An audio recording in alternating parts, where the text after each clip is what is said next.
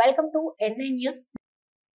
ఆనాడైన ఈనాడైన క్రీడల అభివృద్ధికి సీఎం చంద్రబాబు నాయుడు కట్టుబడి పనిచేస్తున్నారని, ఆయన నేతృత్వంలో క్రీడల బలోపేతానికి కూటమి ప్రభుత్వం కృషి చేస్తుందని శాప్ చైర్మన్ అనిమిని రవినాయుడు అన్నారు. తిరుపతిలోని శ్రీ శ్రీనివాస స్పోర్ట్స్ కాంప్లెక్స్ లో చిత్తూరు డిస్టిక్ బ్యాడ్మింటన్ అసోసియేషన్ ఆధ్వర్యంలో ఈ నెల 29 నుంచి 31వ తేదీ వరకు నిర్వహిస్తున్న AP state badminton championship 2025 senior men and women పోటీలను మాజీ శాసనసభ్యురాలు సుగుణమ్మతో కలిసి మంగళవారం ఆయన ప్రారంభించారు. తొలుత పలు జిల్లాల నుంచి వచ్చిన క్రీడాకారులను పరిచయం చేసుకుని వారితో బ్యాడ్మింటన్ ఆడి పోటీలను ప్రారంభించారు. ఈ సందర్భంగా నిర్వహించిన ప్రారంభోత్సవ సభలో క్రీడాకారులను ఉద్దేశించి ఆయన ప్రసంగించారు. సీఎం చంద్రబాబు నాయుడు మొదటి నుంచి క్రీడలకు అధిక ప్రాధాన్యత కల్పిస్తున్నారన్నారు. త్వరలోనే అమరావతిలో స్పోర్ట్స్ సిటీ ఏర్పాటుకు ముఖ్యమంత్రి శంకుస్థాపన చేస్తారని వివరించారు. సీఎం చంద్రబాబు ఆశయాలకు అనుగుణంగా క్రీడాంధ్రప్రదేశ్ సాధనకు ప్రతి ఒక్కరూ కృషి చేయాలని వెల్లడించారు. ఈ కార్యక్రమంలో డిఎస్టిఓ శశి, బ్యాడ్మింటన్ అసోసియేషన్ సభ్యులు పాల్గొన్నారు.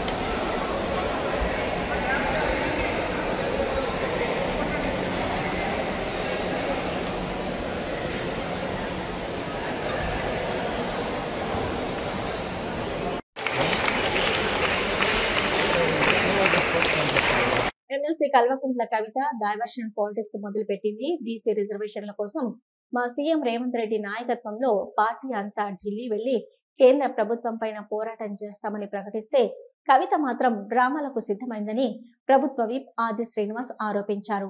నిరాహార దీక్ష చేస్తామని కవిత చెప్తుంది. ఆమె ఏ హోదాలో దీక్ష చేస్తుంది? బీసీల పైన చిత్తశుద్ధి ఉంటే మీ అయ్యను తీసుకొని వచ్చి ఢిల్లీలో బీజేపీ సర్కార్ పైన పోరాడు. ఆయన ఫామ్ హౌస్ లో పడుకుంటాడు. నువ్వు మీ అన్న డ్రామాలాడుతున్నారు. బీజేపీ పైన మాట్లాడడానికి మీకు నోరు రాదు. మోదీని చూసి నువ్వు మీ అయ్య వణికిపోతున్నారని అన్నారు. తెలంగాణలో దీక్ష చేయాల్సిన అవసరం ఏముంది? అసెంబ్లీ బిల్ పాస్ చేసి కేంద్రానికి పంపాం. ఆర్డినెన్స్ తెచ్చి గవర్నర్ కి పంపాం. మా చిత్తశుద్ధిలో ఏం లోపముంది? మీ కల్వకుంట్ల డ్రామాలను తెలంగాణ ప్రజలు నమ్మరని అన్నారు. మీకు మా బీసీల పైన మీ భారతీయ రాష్ట్ర సమితికి ప్రేమ ఉంటే మీ తండ్రి కేసీఆర్ గారు మీరు వచ్చి ఢిల్లీలో ఈ ధర్నానా ఈ దీక్షణ చేస్తే మా బీసీల కోసం మీరు ప్రయత్నం చేస్తున్నట్టుగా మేము భావించవలసి వస్తుంది. ఏంది దొంగ డ్రామాలు ఏందో అంటున్నాం. అసలు మా చిత్తశుద్ధిలో ఏం లోపం ఉందని అడుగుతున్నాం. తెలంగాణలో దీక్ష చేయవలసిన అవసరం ఏమొచ్చింది? ఆ దీక్ష చేయవలసిన అవసరం ఇప్పుడున్న పరిస్థితులలో ఢిల్లీలో ఉంది బీజేపీ ప్రభుత్వం పైన. ఎందుకు భారతీయ జనతా పార్టీ పైన మీరు గాని మీ తండ్రి గారు కేసీఆర్ గారు మాట్లాడడానికి వెనుకాడుతున్నారు? నరేంద్ర మోడీని చూసి ఎందుకు మీరు వణుకుతున్నారు? దానికి ముందు సమాధానం చెప్పండి. మేము వెళ్లి ఢిల్లీలో బీసీల కోసం పోరాటాన్ని చేస్తాము, ఉధృతం చేస్తామంటే ఇప్పుడు ఇది ఈ డ్రామాలు, దీక్ష డ్రామాల పేరిట, డైవర్షన్ పాలిటిక్స్ పేరిట కవిత గారు ముందుకు రావడం సబబు ఎంతవరకు అనేది మా బీసీ సమాజం గమనిస్తున్న వేళ నిజంగా మీకు చిత్తశుద్ధి ఉంటే రండి. ఢిల్లీలో భారతీయ జనతా పార్టీ ప్రభుత్వం వ్యతిరేకంగా కేసీఆర్ గారి నాయకత్వంలో మీ బీఆర్ఎస్ ప్రభుత్వం ధర్నా ఇస్తారు, దీక్ష చేస్తే కూర్చోరు. మేమో పక్కన కూర్చోండి, మీరో పక్కన వచ్చి కూర్చోరు అక్కడ మా బీసీల కోసం. దానికో అర్థం కాని అసలు తెలంగాణలో దీక్ష చేయడానికి ఇక్కడ ఏం అవసరం ఉందో అంటున్నాం.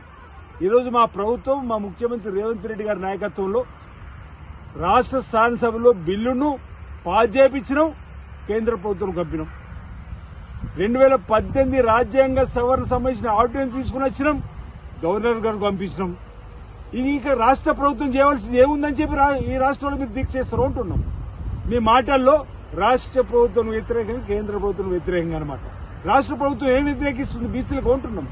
అసలు రాష్ట్ర ప్రభుత్వం యావత్తు కేబినెట్ లోనే తీర్మానం చేసి 3 రోజులు మేము అక్కడ ఢిల్లీలో భారతీయ జనతా పార్టీపై ఒత్తిడి పెంచాలని ప్రభుత్వం పైన రాష్ట్రపతి కలవాలి, జంతర్ మంతర్ ధర్నా అని చెప్పని మేము ప్రకటన చేస్తే మీరేదో 72 గంటలు నేను దీక్ష చేస్తా అని చెప్పని. అసలు మా బీసీలు ఎవరు అడిగారు మిమ్మల్ని అని? అసలు మీరు ఏ హోదాతో చేస్తారు? బీఆర్ఎస్ లో మీ హోదా అయిందో అంటున్నా. ఇటు కేటీఆర్, ఇటు మీరేమో డ్రామాలు, కేసీఆర్ గారు మాట్లాడరు. అంత హిస్టారికల్ మూవ్మెంట్ బీసీ బిల్ వస్తే ఆ బీసీ బిల్కి సంబంధించిన సందర్భంలో ప్రతిపక్ష నేత హోదాలో కేసీఆర్ గారు రారు. ఈరోజు ఈ డైవర్షన్ పాలిటిక్స్ మానండి, ఈ డ్రామాలు మానండి. మా చిత్తశుద్ధిని మీరు శంకించవలసిన అవసరం లేదు. మా రోల్ బీసీల కోసం 42% రిజర్వేషన్ ఇచ్చేటువంటి ప్రక్రియను ఈ రోజు అమలు చేసి అసెంబ్లీలో బిల్లును పాస్ చేయించినాం, బిల్లును కేంద్ర ప్రభుత్వం పంపినాం. షెడ్యూల్ 9లో రాజ్యాంగ సవరణ జరుపుమని చెప్పండి ఆర్డినెన్స్ చేసినాం, గవర్నర్ పంపినాం. వారేమో కేంద్ర హోంశాఖకు రాష్ట్రపతికి పంపించిందని చెప్పని వింటున్నాం.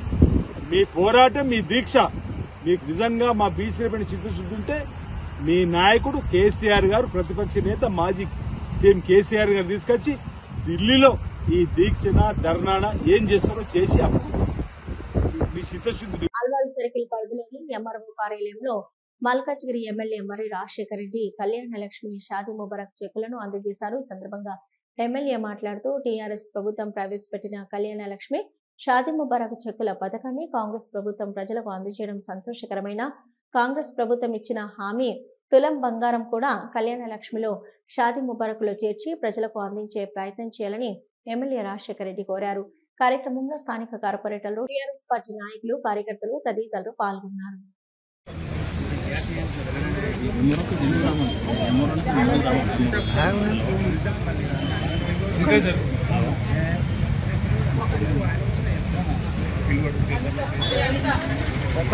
సార్ ఎంఆర్ గారు ప్లీజ్.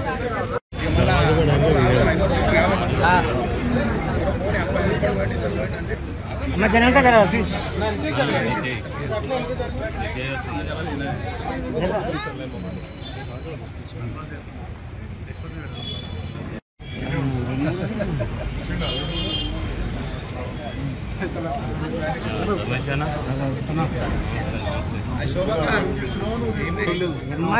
ఎంఆర్ఓ లేదు, కార్పొరేటర్ లేదు. అది కాదన్నా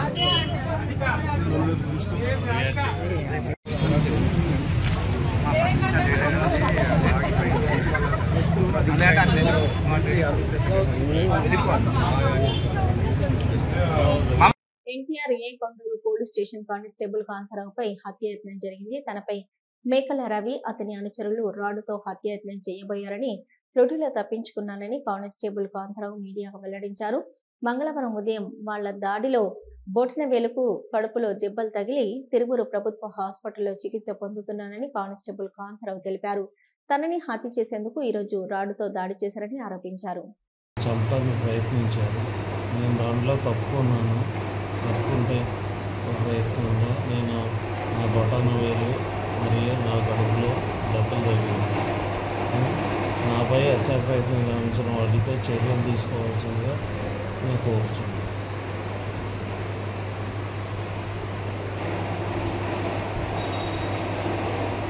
బాటసింగారం ఫ్రూట్ మార్కెట్ సమీపంలో అంతర్రాష్ట్ర మాదక ద్రవ్యాల స్మగ్లింగ్ ముఠాను ఛేదించి 5 కోట్ల విలువైన 935.6 కిలోల గంజాయి స్వాధీనం చేసుకున్న ఈగల్ టీం ఒడిశా నుంచి మహారాష్ట్రకు తరలిస్తుండగా గంజాయి పట్టుకున్న eagle team Google crowd director Bru brain తో రాష్ట్ర విద్య, ఐటీ, ఎలక్ట్రానిక్స్ శాఖల మంత్రి నారా లోకేష్ భేటీ అయ్యారు. ఈ సందర్భంగా మంత్రి లోకేష్ మాట్లాడుతూ విశాఖపట్నంలో డేటా సిటీని ఏర్పాటు చేసేందుకు గూగుల్ సంస్థ గత ఏడాది డిసెంబర్ 11న ఏపీ ప్రభుత్వంతో ఎంఓయూ కుదుర్చుకుంది. రాష్ట్రంలోని యువతను ఆర్టిఫిషియల్ ఇంటెలిజెన్స్, ఏఐ వినియోగాన్ని ప్రోత్సహించడానికి, నైపుణ్యాభివృద్ధి కార్యక్రమాలు నిర్వహించడానికి గూగుల్ మరో ఎంఓయూ చేసుకుంది. విశాఖలో డేటా సిటీకి అవసరమైన మౌలిక సదుపాయాలని పూర్తి చేశాం. సాధ్యమైనంత త్వరగా గూగుల్ డేటా సెంటర్ పనులు ప్రారంభించేందుకు చర్యలు చేపట్టండి. గూగుల్ తన సవాళ్ల కోసం సొంత చిప్లను రూపొందిస్తున్నందున వైజాగ్లోని ప్రతిపాదిత డేటా సెంటర్ క్యాంపస్ లో చీప్ డిజైనింగ్ కేంద్రాన్ని ఏర్పాటు చేసి అంశాన్ని పరిశీలించండి. గూగుల్ క్లౌడ్ ప్రపంచంలోని అతిపెద్ద డాటా సర్వర్ వినియోగదారుల్లో ప్రధానమైనది.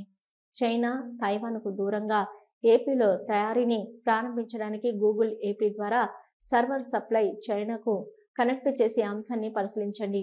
దీనిపై Google cloud director Drew brain స్పందిస్తూ ఇప్పటికే ఎంఓయూలు చేసుకున్న ప్రాజెక్టులతో పాటు ఏపీ ప్రతిపాదనలపై సంస్థ ఉన్నత స్థాయిలో బృందంతో చర్చించి సానుకూల నిర్ణయం తీసుకుంటామని చెప్పారు. జూబ్లీహిల్స్ లో కాంగ్రెస్ నేతలు అజరుద్దీన్, నవీన్ యాదవ్లతో కలిసి మంత్రి పొన్నం ప్రభాకర్ మీడియాతో మాట్లాడారు. ప్రజల ఆశీర్వాదంతో ఏర్పడిన ప్రజాపాలన ప్రభుత్వంలో అనేక కార్యక్రమాలు కొనసాగిస్తున్నాం. ఆర్టీసీలో మహిళలకు ఉచిత బస్సు ప్రయాణం, 200 కోట్ల ఉచిత టికెట్లు ఇప్పటి వరకు పూర్తయి 6,800 కోట్ల రూపాయల విలువైన ఉచిత ప్రయాణం జరిగిందని మంత్రి అన్నారు. 200 యూనిట్ల ఉచిత విద్యుత్ అందిస్తున్నాం. లక్షల కుటుంబాలు లబ్ధి పొందుతున్నారు. రైతు భరోసా, రైతు రుణమాఫీ, సన్న వడ్లకు 500 రూపాయల బోనస్ అందించాం. నిరుపేదలకు ఇందిరమ్మ ఇల్లు ఇస్తున్నాం. హైదరాబాద్ నగరానికి సంబంధించి గత ప్రభుత్వం సిటీ అవతల కొల్లూరులో ఇల్లు కట్టినారు. 1,50,000 కొత్త యూనిట్లు పేర్లు కొత్తగా రేషన్ కార్డులోకి వచ్చాయి. రాజకీయాలకు అతీతంగా అర్హతలను బట్టి రేషన్ కార్డులు మంజూరు చేశాం. తెలంగాణ వచ్చిన తర్వాత గత 10 సంవత్సరాలుగా ఒక్క రేషన్ కార్డు ఇవ్వలేదని అన్నారు. అవకాశం తప్పకుండా ఈ కాన్స్టిట్యున్సీ హైదరాబాద్ లో అన్ని నియోజకవర్గాల కంటే ఎక్కువ అభివృద్ధి అయ్యేటువంటి అవకాశంగా ఉంటుంది. కాబట్టి అవకాశం వినియోగించుకునే విధంగా మా నాయకత్వం ప్రజల దగ్గరికి పోతాం. చిన్న చిన్న అంశాలన్నీ కూడా ఓవర్కమ్ అయిపోయి అందరూ ఐక్యంగా, అందుకే బయట నుంచి లేదు లోపాలన్న తర్వాత లోపలందరూ కూడా సంఘటితంగా సంఘీభావంగా ఉండాల్సిన పరిస్థితి ఉంది. ఆ విధంగా ముందుకు పోతాం. ప్రధాన సమస్యలు అంటే కొంత ఇళ్లకు సంబంధించినటువంటి అంశం ఉంటుంది. పేదలకు సంబంధించిన స్లమ్స్ ఉన్నాయి, అక్కడెక్కడ కొంత వాటికి డ్రింకింగ్ వాటర్కు సంబంధించిన ఇష్యూస్ కూడా మెట్రో వాటర్ వర్క్స్ వాళ్ళతో మాట్లాడినాం. ఇటీవల బోరబండలో ఒకటి ఇనాగ్రేషన్ కూడా చేసుకున్నాం. దాంతోపాటుగా శానిటేషన్ సంబంధించి కానీ స్ట్రీట్ లైట్ సంబంధించి కూడా పర్ఫెక్ట్గా, ఎందుకంటే దాదాపు 10-15 నెలల నుంచి సరైన ప్రాపర్ రిప్రజెంటేషన్ లేక, నేనెవరు తప్ప ఆయన అనారోగ్యం ఉన్నదా కారణం ఏమైనా కావచ్చు, ప్లస్ ఇతరత్ర సమస్యల వల్ల కొంత జూబ్లీహిల్స్కు జరిగిన ఇబ్బందిని అన్నింటినీ పరిష్కరించే విధంగా మా చర్యలు ఉంటాయి. అది మొన్ననే మా గౌరవ వివేక్ గారు ఆల్రెడీ కార్యాచరణ తీసుకున్నారు. దానికి సంబంధించి కూడా కార్యక్రమం కొనసాగుతోంది. ఇంకా మీ దృష్టికి వస్తే కూడా ఏమైనా ఉంటే కూడా దయచేసి ప్రభుత్వం దృష్టికి తేండి. ప్రజా సమస్యల పరిష్కారంలో ఒక నిమిషం కూడా ఎన్నుకోపోయేది లేదు.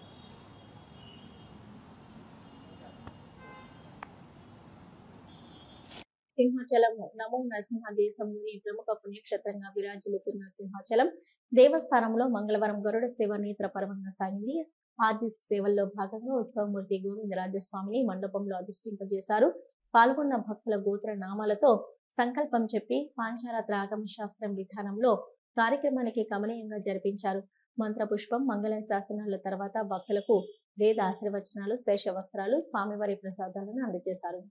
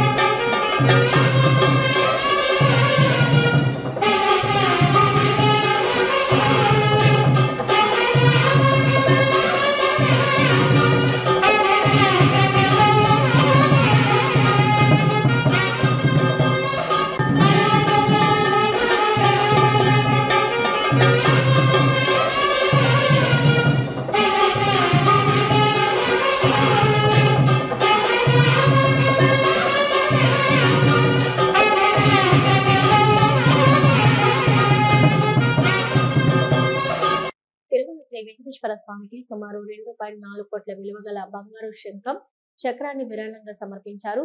చెన్నైకు చెందిన సుదర్శన్ ఎంటర్ప్రైజెస్ ప్రతినిధులు మంగళవారం ఉదయం శ్రీవారి ఆలయంలో రంగనాయకుల మండపం వద్ద సుమారు 2.5 కిలోల బరువుతో కూడిన శంఖం చక్రాన్ని టీటీడీ అదనపు ఈవో వెంకయ్య చౌదరికి అందజేశారు. అనంతరం అదనపు ఈవో దాతలను శేషవస్త్రంతో సత్కరించి స్వామివారి తీర్థ ప్రసాదాలు అందజేశారు.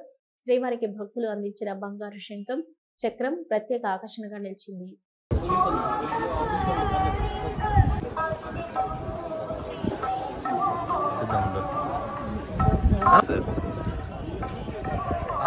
బ్యాగ్ పట్టుకోమని సార్.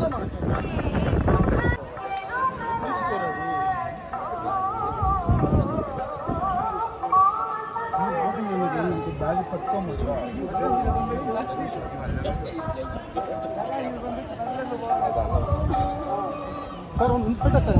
ఏపీ పర్యాటక శాఖ మంత్రి కందుల దుర్గేష్ మంగళవారం తిరుమలలో శ్రీవారిని దర్శించుకున్నారు.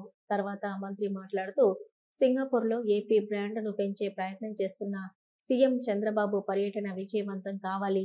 వైసీపీ హయాంలో ఏపీ బ్రాండ్ ఇమేజ్ దెబ్బతిన్నది. ఇతర రాష్ట్రాల నుంచి ఏపీలో పెట్టుబడులు పెట్టేందుకు పారిశ్రామిక నేతలు భయపడ్డారని అన్నారు. తిరుపతి శ్రీశైలం అభివృద్ధికి ప్రత్యేక ప్రణాళికలు, ఏకో tourism, wellness tourism, adventures tourism, water sports tourism ఏర్పాటు చేసి రాయలసీమ అభివృద్ధికి కృషి చేస్తామని అన్నారు.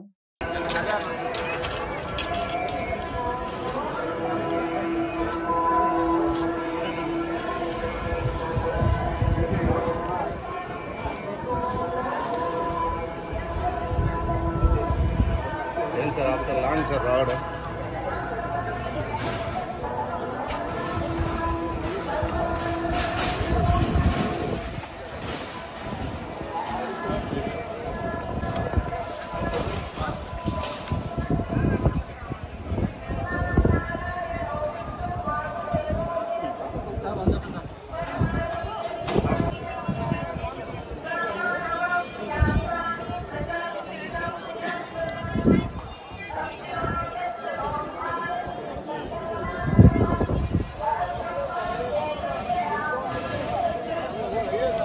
సార్ ఇలా సార్.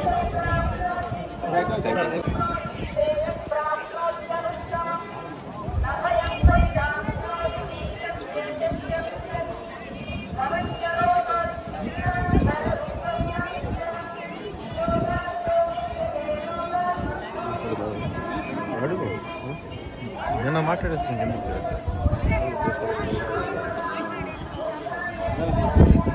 ఇవి ప్రవర్తన అప్డేట్స్. చూస్తూనే ఉండండి న్యూస్.